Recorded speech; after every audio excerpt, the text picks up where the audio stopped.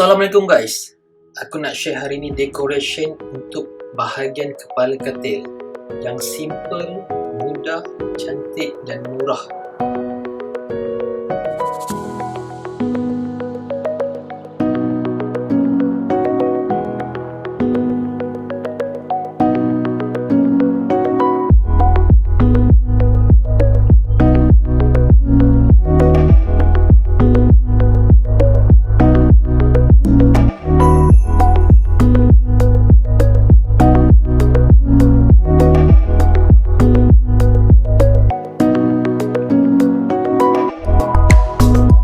Sebelum tu guys, tolong subscribe, like, share dan komen.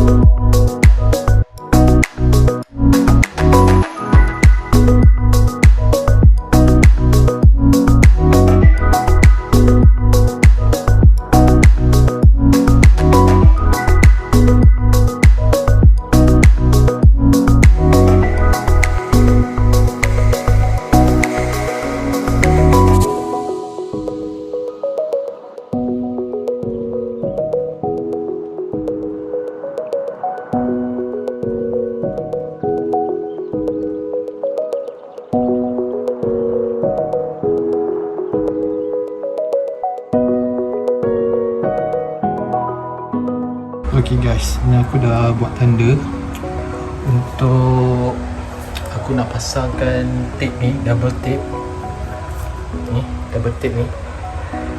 So ada dia akan jadi macam 3 tingkat lah, ataupun 3 layer lah, panjang, pendek, pendek lagi. So dia ada 3 ni. So aku akan buat atas punya tape, bahagian tengah dan bahagian bawah.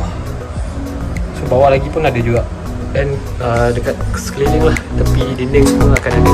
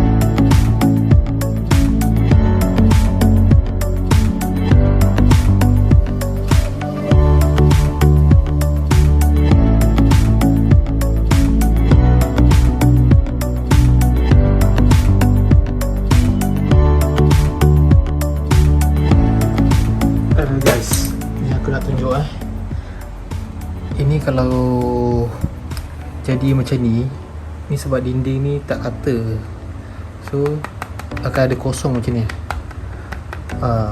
So kalau macam ni tak cantik lah. So nanti bila kau letak dekat sini, so dekat sini akan terbuka nanti. So apa kita buat nanti, kita akan ambil tape ni sikit, kita tampalkan supaya dia melekat kat dinding tu. So dia tak adalah kosong lagi kat dalam. Okay. Ni pun nanti kita letakkan juga gam kat sini, tape. Okay, almost done guys, sikit lagi. Alright.